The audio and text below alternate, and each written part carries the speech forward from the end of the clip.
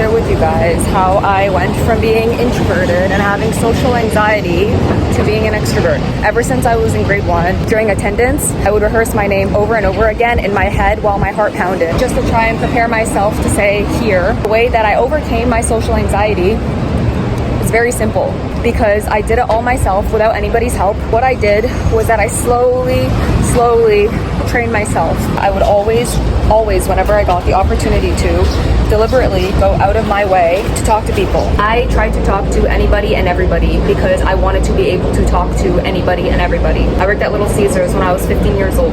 I made pizza, I handled the cash, and I cleaned the toilet. I didn't know it at the time, but this job was really pivotal in helping me develop my social skills because I had scripts to follow. Every single customer that would walk in, I would say the same thing to them. Hi, how are you? What would you like to order? I would make a little bit of small talk. This allowed me the foundational building blocks of social skills. And from there, I climbed one step at a time. This is the real key. It is only possible to do it one step at a time. You can't go from 0 to 100 overnight. You need to start where you are. You can't reach for ideals that are beyond what you're currently capable of. So if you are at the level where you can only handle scripted conversations, that's where you start.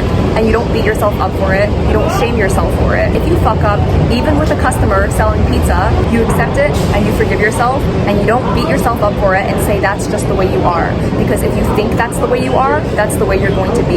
You're not going to be able to change if you don't think you're able to change. And that is how I overcame my social anxiety after a decade of doing this kind of practice. And that is how I went from introverted to extroverted.